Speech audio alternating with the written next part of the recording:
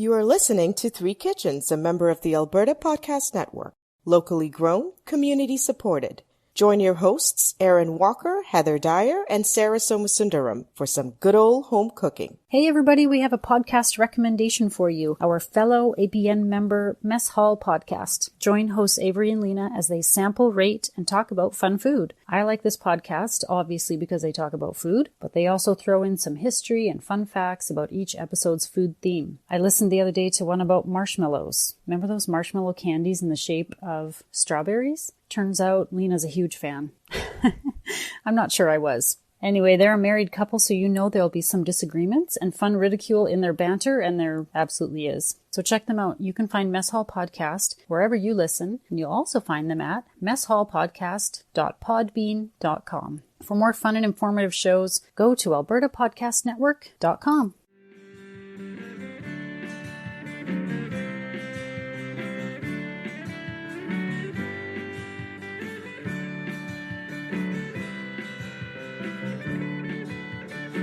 Welcome back to Three Kitchens. I'm Sarah Somasundaram, here with Heather and Erin. How are you ladies? Hello. Hi there. Second week of school? Yeehaw. Enjoying the quiet, the peace and quiet in the mornings? Once they're out of the door. Yeah. It's not peace and quiet for the first, hour of the day, but then after that. When I was a kid, my mom, when it was like in the spring, my mom or my dad or whoever would be out early outside, and when it was like lambing season, farm talk, ladies. And so we'd see how many lambs were born. And so my mom, and she would use this really awful high-pitched voice to get us out of bed. And she'd sing this song, good morning, 2 new lambs this morning. And she'd run the house but with a really awful, piercing voice to get us out of bed. And we were like teenagers, like, Mom, I'm up. Okay, I'm up. Stop it. It worked, right? It worked. And she'd laugh and laugh. My kids will be really mean to me if I make too much noise, if I'm too loud or too quiet, if it's too bright or too dark. Like, there's no winning. I'm always like, wake up and don't bite me. They're not morning people. No, not so much. No, my kids are more morning people than I am. Did I say that right? Yes. Kind of. You know what I mean. It's still morning. I don't know what I'm saying. We'll get there. I'm really excited because now that it's September again and we're coming back, one of my favorite podcasts has come back with their new season 2. Is it Three Kitchens podcast? I said one of my favorites. Okay. I mean, this is obviously my favorite. Of course. The best. The only. But one that I really enjoy on the Heritage Radio Network is called Back Bar. And I think I've told both of you about this. Yeah. Anyway, they're back with a new episode, and they kind of do the history of drinks. Yeah. And different cocktails and stuff over time. And so they're back with a new episode. And I think they got nominated for an award this year too, which is really exciting. So I've still yet to listen to it, but I really do want to. It sounds so interesting. And it's funny that you do, because you don't even drink. But I don't even drink. But that's how good his episodes are. You don't have to care about the alcohol in the end, or you don't have to have the alcohol in the end in order to appreciate the amount of research that goes into his episodes and the history behind him. Interesting. Yeah. So there was one that I was listening to recently that was talking about daiquiris and rum, but he was talking about where sugarcane originated from. Do you guys know where sugarcane came from? Is it from Africa or Caribbean? No. But that's where it is now. Where did it? Apparently it originated in Southeast Asia, and I've heard Papua New Guinea is one of the places where it came from. And like when you look at the world map, or you think of a globe and where the Caribbean is compared to Southeast Asia, they're not that far apart. But because no trade happened that direction, kind of over the Pacific Ocean, sugarcane went the other way around the world before it came to the Caribbean. So I guess it went into India, and that's when it started to become, they would make it into a more granulated sugar and sort of process it more. And then they got really good at processing it in the Middle East and around the Mediterranean. And they got really skilled at doing that. And then it traded more further. And then Spain picked it up as they colonized around. And then they took it over with them to the Caribbean islands. Interesting. And I guess they didn't really know what to grow over on the Caribbean islands. And then they were like, oh, let's do sugarcane. Yeah, and it's well known for rum too, right? Like when you think of rum, you think of that area. Yeah. So I guess from what I understand from listening to the episode is that when sugarcane is refined into the granulated sugar, that was the end product, a lot of molasses is produced. Yes. And they didn't really know what to do with this molasses. And somebody thought up fermenting it. That's how we ended up with rum, the fermented molasses. Interesting. Yeah. No, that's pretty cool. Yeah. I recently read about rum coming from molasses because if you remember for the date night episode, we had cachaça, and cachaça is from sugarcane. And they said, okay, if you can't find cachaça, get rum. But when we tasted cachaça, it did not taste anything like rum. No. And it tasted more like tequila. And the reason is because rum, as you said, is from molasses and cachaça is not. That's right. Cachaça is the raw sugar cane, isn't it? From the sugar cane itself, yeah. So it's not a byproduct. Yeah. And I think that Brazil was one of the first places that had sugar cane because the Portuguese and the Spanish were the big ones that brought it over to the Americas, from what I understand. And later on, it came into the Caribbean. Super interesting stuff. Super interesting, yeah. You know what? It's funny because I was looking at that. I think I told you guys that I had heard about this Townsend on YouTube. It's this channel where this guy, his last name is Townsend, but he must also be, I think there's also maybe a store or a website or something. Anyway, he does these little videos about the history of food in the US from like 1700s. I watched this little video about grog, water and rum, and the reason that they were drinking this, mostly on sailing ships, was because the water wouldn't keep very long. It would kind of go bad. Yeah. By mixing it with the rum, it would last longer. And had like a ration every day of so much grog.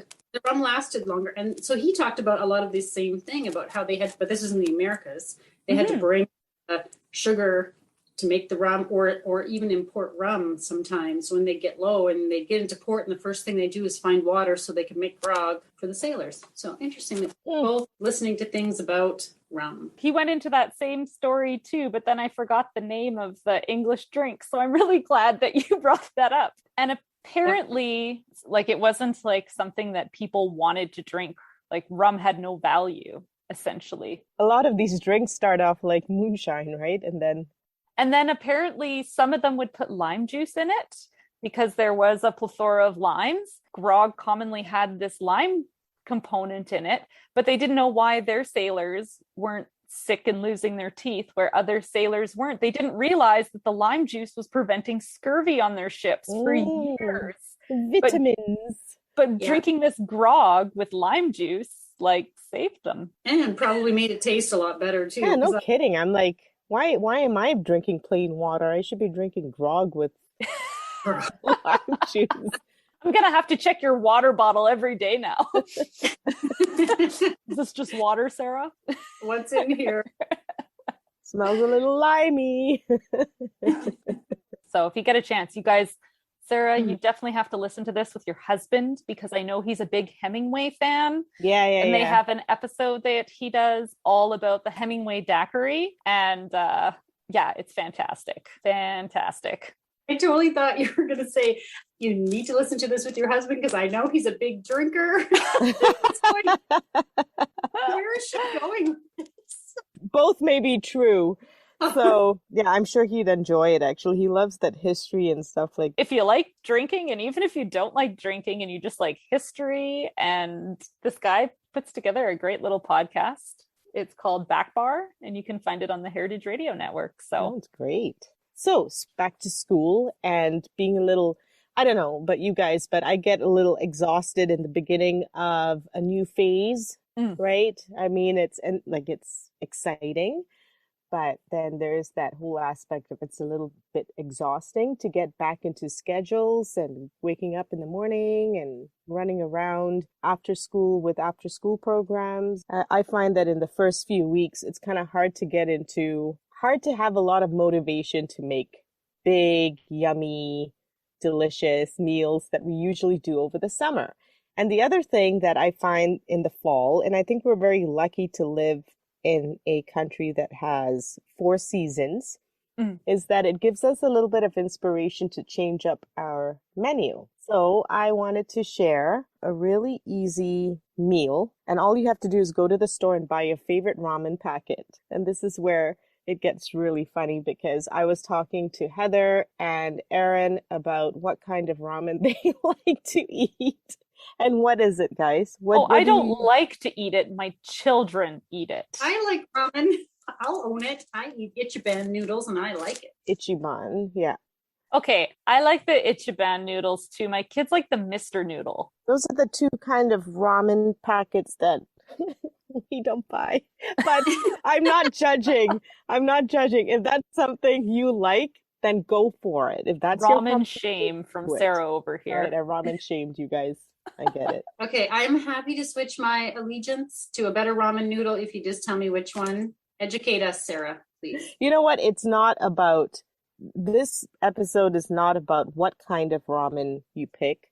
Pick what you guys like. I'm going to teach you how to make it extra zhuzhed up. I love that word. Sorry, guys. I'm probably I only recently learned how to spell that word. So it's all about how to zhuzh up your ramen with stuff in your fridge so that you come home and your kids come home and your husband comes home and your wife comes home and whoever comes home to eat with you. And they're like, wow, you put a lot of effort into this, but really you didn't. Aha. And it's delicious. And you've got your vitamin C, so no scurvy. You've got your meat, and then you've got your carbs, and you've got that delicious seasoning that comes with whatever ramen you like to pick. So I'm going to just show you a couple of ramen packets that I like myself. I tend to like Korean ramen packets, so they tend to be slightly spicier, but you can always make it less spicy. And I'm going to take a picture and put this on social media. This one here, Bulldog, this is a dry ramen. And then this one, my kids love, is a cheese ramen. It's really delicious, really yummy. This is a Singaporean noodle called Laksa. And then I've got these 2, and I've got 3 of these actually, 3 different flavors. And these are authentic as it comes for actual Japanese ramen. So these are Japanese brands. I've never seen so much ramen in my life as of this, you just upped my game. Okay, I went to T&T yesterday and I was really hungry and I may have gone a little bit overboard. I don't usually have all these packets in my pantry at the same time. Now we're going to ramen shame you back. That's right. Pick a lane, Sarah. Korean? Is it Japanese? It's all of it. I got all the ramen. Oh, the ramen. Okay, and this is a really funny story yesterday. So I was looking for a particular ingredient at T&T, and I noticed that this one woman was talking to this guy. He had a question for her, and I had was kind of following them so I could ask that woman where to get this stuff that I was looking, right? So he was looking at, Heather, the Chinese sausage that you like, the red sausage. Lapcheong. Yeah. Good going, Heather. And so then, of course, I just went up and I said, you know what, don't get that brand. This is a superior brand. And the woman that was talking to her agreed. And I'm like, all right, are you guys done? That's great. Now I'll take her from you. And we went to look for my ingredient. But then he kind of followed us to ask me what to do with lapcheong, and I was talking to him about it, and he said that he uses it to zhuzh up his ramen, and I always take an opportunity to promote our podcast. Nice. Well, guess what? We're doing a whole episode about that, and you should listen. Nice. So you look for any kind of leftovers, any kind of frozen foods, and that's what you're going to put in your ramen. So we've got a whole bunch of options. We've got also something called fish balls. And I actually took him to this section so that he could get a packet of this. He used to live in Taiwan, so he was aware of these things, but he just didn't realize that they had these ingredients in Calgary. Don't listen to my kids when they say that they're fish testicles. They are not fish testicles. They're fish sausage, and they don't taste like fish at all. It's kind of like hot dogs, right? They don't taste like pork at all. I'm going to tell my kids they're fish testicles. Yeah, my kids like to go, wow, that was one big fish, Mom. Not funny. So, when we go to a ramen restaurant, what do we usually have in our bowl? We've got like that delicious ramen, we get the delicious broth, and then we tend to get that chashu. Erin, you made some recently for your son's birthday, and it takes some time, right, to make that. And then we usually have a ramen egg, which is really easy to make. Actually, it's if you guys want to give it a try, there's a recipe on Just One Cookbook. I always bring her up because she's got amazing, easy recipes. I can attest to that. Yeah. Awesome recipes. And they're easy, right? When you say it takes time, it's not like labor time in the kitchen. No. It's more just do something and let it sit for a long time. Exactly. So sometimes people are intimidated because they're like, oh, that recipe takes time. Like, what am I doing in the kitchen? But really, it's just because things have to sit. So It's not that bad. So like a ramen egg, for example, is an egg that you boil up, like a hard-boiled egg, for between 6.5 to 8 minutes, depending on what kind of texture you like. And then you marinate it in soy sauce, water, and mirin. It's the easiest thing. And then you just throw it in your fridge, and then you have it the next day, right? And that's what we tend to have in our bowl of ramen noodles when we go to a restaurant. However, if you're like me, instant ramen, which is that dried noodle stuff that comes in the packets, is not something I think about. Like, it's not something I plan ahead. It's one of those things where I'm in a rush and all of a sudden I have no time to make dinner. So I boil up some water and I make some ramen, and I'm not going to make those ramen eggs in advance because I didn't think about it in advance. So what I do is I end up frying up an egg and I put it on top of the ramen noodles, which is how my kids like it. Some people like to just sort of, as the noodles are boiling, they crack an egg into it and kind of whisk it into the broth. Oh. Which makes it very creamy. It's really yummy. I like to put frozen corn, buttered corn on the side, and some green leafy vegetables like bok choy or spinach, whatever I have. I know this is really weird, I love boiled lettuce. I don't know why. I think it's very tasty, and it absorbs all that flavor from the broth, and I think it's the yummiest thing. And it's like sweet. Yeah, that's my thing, but you can put whatever veggies you want, or you could put frozen veggies, you could throw those in. Or garden veggies. Yeah, all your harvest. Anything you want. And so don't leave ramen as just the ramen and whatever that comes in the packet. Zhuzh it up. And if you are at a Asian supermarket, go get a bag of fish balls. And I'm going to let you try these fish balls today. I'll put two in the bowl just so that it'll be funnier. Gotta have a pair, right? Gotta have a pair.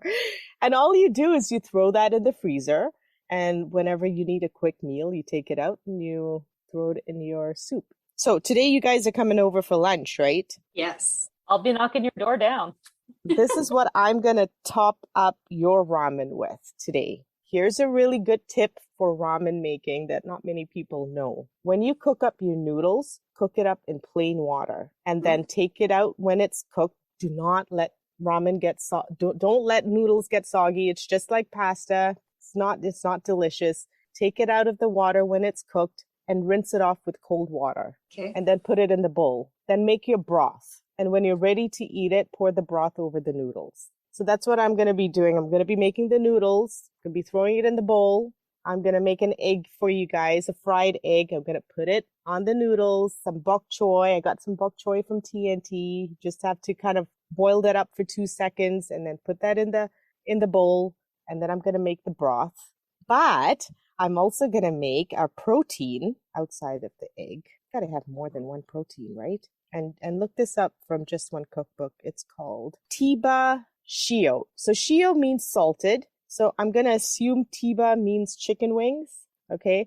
So I'm going to make salted chicken wings. They're so ridiculously easy. You take your chicken wings, you soak them in cooking sake. If you don't have cooking sake, you soak them in cooking wine. Mm-hmm. And what this does is it takes that meaty, gamey taste out of any sort of meat, pork, chicken, whatnot, shrimp. And then you sort of dry the wings really well. You put salt and pepper on the wings and you broil them. And you're going to taste this and they're going to taste amazing. I totally stumbled on this recipe for the chicken wings while I was searching through her site while I was making ramen, because when I had time, I was just clicking through stuff and I definitely saw this. This was one of those days where I had the chicken wings and I'm like, I don't feel like cooking. I'm really lazy. So I took an instant ramen packet out and I made instant ramen and I served it with these chicken wings. And my kids, who love ramen, didn't even touch the ramen. They were like, what is this wing? Like, and it was so easy. I had it done in no time. You guys are going to be here very soon, and I'm not in a rush to make anything here because it's such a simple recipe. And then your family will never know that you didn't put effort into it, because now here you've got the chicken wings, you've got the eggs, you've got the fish testicles, you've got everything. You're good to go. And they're going to be like, wow, she could make ramen. I also think this is really great timing because I know a number of students headed off to university right now. Yes. And is ramen not the food of kids everywhere, right? Except we always just had it like it comes in the package. You didn't ever zhuzh it up with anything. No. And avoid the scurvy, please, students. Guys, vegetables, yes.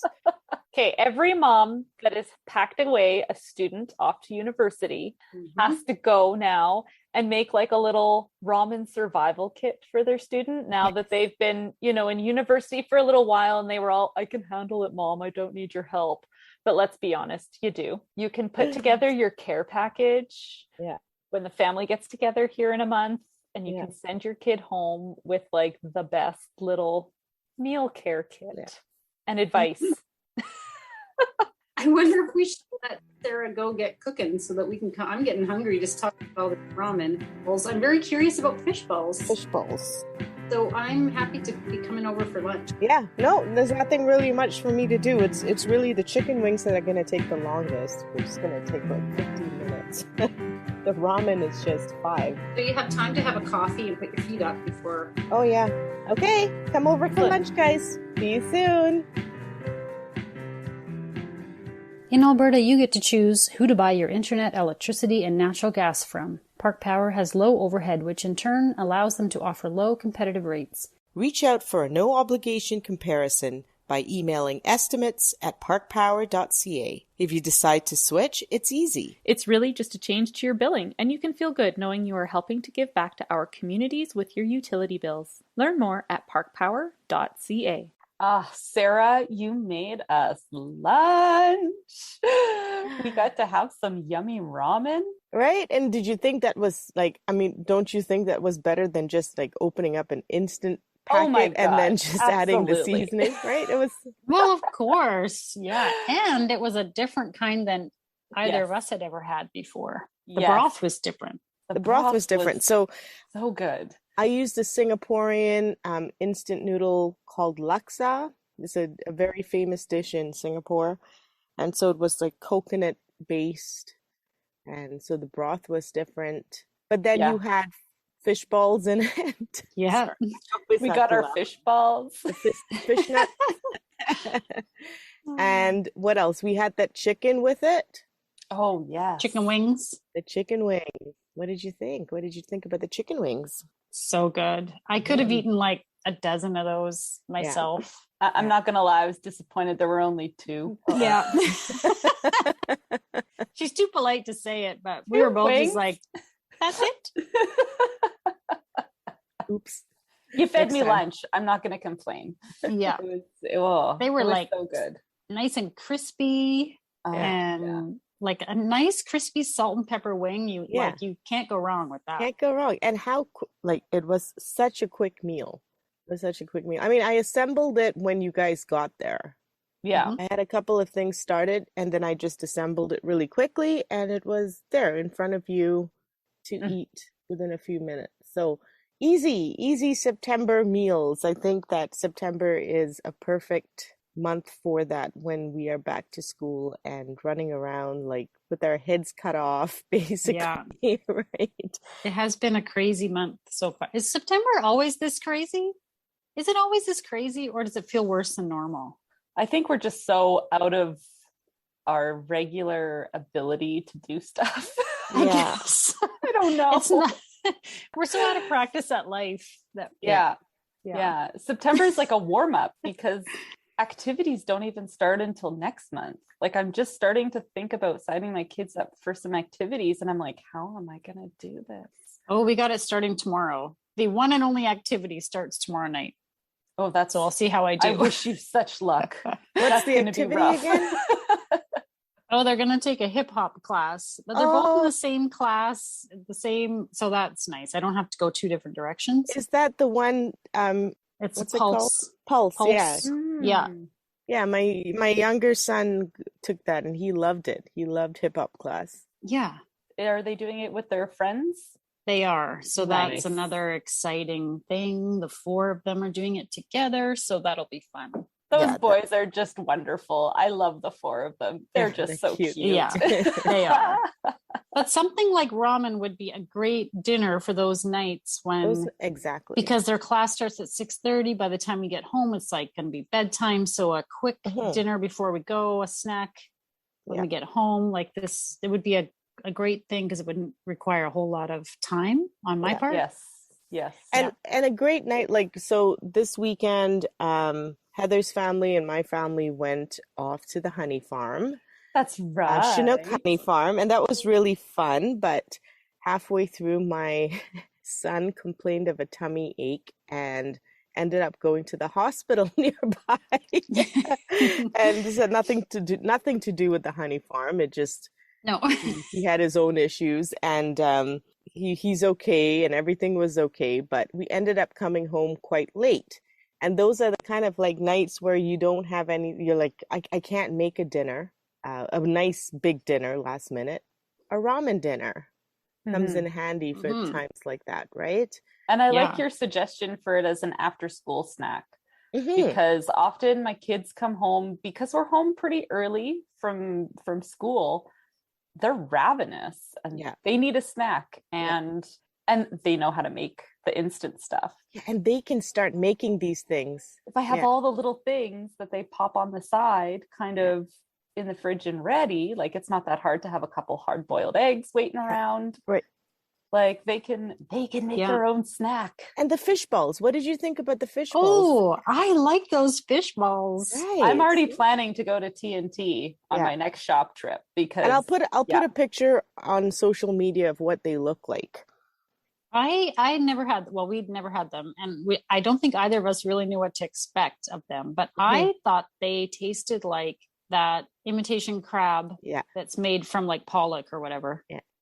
It's got that same taste to me, but a different texture. It's a more dense sort of like a meatball kind of. It's a weird sort of strange texture, but I actually really like that imitation crab. And I think it is made of pollock in the end. But then it's not very fishy, right? No, not fishy at all. No, I think they're really tasty. I would honestly just heat them up and dip them in tartar sauce and eat them like that. Totally. For me, I'm like, ooh, yum. I'm gonna make a snack out of that itself. The ones that I got were fried on the outside. If you know, you can get the ones that are not fried. They're just as delicious. It's just a different texture. I want the fried ones. Those I like the fried too. I like the texture of it. It was a nice contrast with the noodles, I thought. Sometimes I make this leftover soup where I use like those chicken bouillons and I put like all the leftover veggies that are going to go bad.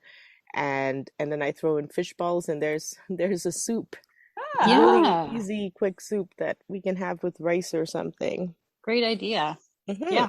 My mom used to call, I think I told you guys this before, she used to call that fridge fallout. Meant open the door and whatever falls out, it's going in a pot or it's going on the table. It's like, I don't think I've heard that before. That's great. I like that. I've heard clean the fridge soup from a couple people, which I like. Yeah. All right, let's go through this CRISPR and find out what needs to go. Yeah. When your celery is like wobbly. Yeah, that was me last night. And it goes, wow. I made it with a chicken. I had like the last bit of a roasted chicken. I threw it in a pot with all the vegetables that were kind of starting to soften. And today for lunch, we'll have chicken soup.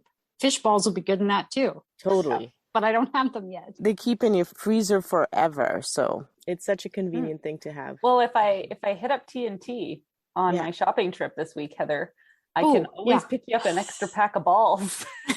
Grab the balls for me, please, Erin. Grab the balls. Yeah. And I'll tell you where the balls are exactly if you want to when you get there. Sarah knows how to find them and locate them. You might not be able to read the package. She doesn't even need to see. She just knows by memory where they are. I know. Okay, so I knew this episode was going to be quick because this was exactly what it was all about, a quick meal. So I thought I would introduce another really quick meal that you can buy these Japanese curry, what is it called? Japanese curry mix. And I'll put a picture on social media as well. You can find them at Superstore, Safeway, and Co-op here. It's really easy. And you've got different flavors. Like if you look at this one's a apple honey curry. And this one's sort of the regular stuff. And if you guys are not curry fans, if you're thinking Indian curry, this is not like Indian curry at all. This is a completely different flavor profile. It's very sweet. And basically it is a curry roux cube or bunch of cubes. You know, it's got to be a quick meal. Take out some meat, cut it up, fry it up in some oil, add some water or chicken broth, add your veggies, let it boil up, and then you slice up these curry cubes, like just so it kind of disintegrates a little bit, like on your cutting board, and then you just sprinkle it in the water, and then you keep adding it to taste. So some people like it really thick, some people don't like it as thick. All of a sudden, you've got a Japanese stew. And I'm not joking, 30 minutes or less. Sarah, you introduced this to me, I don't know, a couple of years ago or something. And to me, it's like a bouillon, you know, like it's kind of like those solid, not the crumbly, like powdery ones, but those kind of more solid. They're like a paste. It's like a solid paste. Yes, exactly. Does that make sense to anyone? Yes. And so that's what it looks like. It's like a box of these like cubes, and you're basically just making stew. So when you cut your veggies and stuff, think of it as like how you would cut them up for stew, any kind of stew you'd normally make, but instead of seasoning it, you know, like an English stew or something, you're putting in these cubes. Yeah. Yeah, and it's so super tasty. Super tasty. Really. And if you want to go to just one cookbook, she's got tons of tips and tricks to sort of up your Japanese curry game. However, you don't have to. You don't have to do that. The instructions are at the back of the box. It's really easy. And Erin, your older son is now really into Japanese foods and Japanese anime foods, and this is always in Japanese anime. It's interesting. So, because it's easy, and kids love this food. And at the end, I like to finish it with butter and sesame oil, but sometimes my kids ask for finishing it with ketchup, like a little squirt of ketchup. And it's just like their happy space. They love this meal. And you could do it without the meat too. Like I've made it with just veggies as like a side to whatever meat. So whatever meat I'm making plus rice and this veggie curry on the side. You could do it like that too. Totally. Like say you already have your meat. Say you have something left over from yesterday and you just need, what kind of veggie am I going to put with this? There you go. or you're at the store and you find that buy me now meat. Yeah. And you decide you're going to cook it up tonight and make dinner out of it. And I don't want to talk about buy me now meat because I've had a bad experience with it. Lately. So, no, I still buy it now. But you got to cook it now. Or freeze it. Or freeze it. This stuff, I'm just going to show it to you. I'm really excited about it. I found it at TNT. I don't think you can find this I haven't seen this at Superstore, but it's so similar to the Japanese curry mix. Like it looks like the same kind of box, right? Yeah. But it's called hayashi rice mix. And so it comes in those roux cubes again, but this is tomato wine based, so no curry in it. The Japanese curry mix is a Japanese take on Indian food, very different from Indian food. Mm-hmm. And this is the Japanese take on Western stews. Oh. So if you can find one of these, like it's always nice to have these in your pantry. Mm-hmm. So it's, and all you have to do is add beef, mushrooms, and onions. That's it. Make some rice, you're good to go. I have to say, I love all these like Japanese, like it seems like they make things so easy. They're just like, it's like they're the masters of convenient. I'm sure a lot of stuff is from scratch well, but what we can find in the stores is just makes it so easy. Look what they do to organize our closet. They also organize our kitchen. They take cooking and they only they bring it down to just the few things that you need. And you know what is so great about Japanese food, in my opinion, is it's so mild flavored. So you're never gonna have kids that go, "Oh, that's just awful." Like everything's very mild. Right? And which is why we cook mainly Japanese food in this house, even though my favorite cuisine is Korean. Korean is very strong flavored, so the kids don't really always enjoy the same stuff that we love, right? Mm-hmm. And it's not spicy. Japanese food doesn't tend to be spicy. Right. Yeah. So that's another, like if your kids don't love spice like you do, or like I do, then Japanese food it works for the whole family, and it's fast. Yeah, and it's just something a little bit different. Maybe if you're something a little bit different to add to the pantry and quick. It's not complicated to cut up a cube and throw it into some water with meat and vegetables in it, right? Yeah. And making it so easy for us to eat Japanese food at home. Yeah. Love it. So there's your September quick, easy meals. Well, throughout the year, really. And it's getting cooler, so these stews are delicious. These noodle soups are delicious. Delicious. Yes. Great idea. Thanks. My tummy's going again. Yeah. Oh, no. Yeah, I'm cradling mine, too. It's... Enjoy Japanese cooking, guys. You bet. Thank you so much for cooking us lunch and giving us an easy ramen. Easy. And now for the fine print. We at Three Kitchens gratefully acknowledge we are telling these stories in the traditional territories of the Treaty 7 Nations in southern Alberta and the Métis Nation of Alberta, Region 3. We honor the rich tradition of oral storytellers on this land who have come before us. You can find pictures and recipe links on Instagram and Facebook at Three Kitchens Podcast. If you like and subscribe on your podcast player, that helps more people find us. That must be one big fish for fish bowls this size.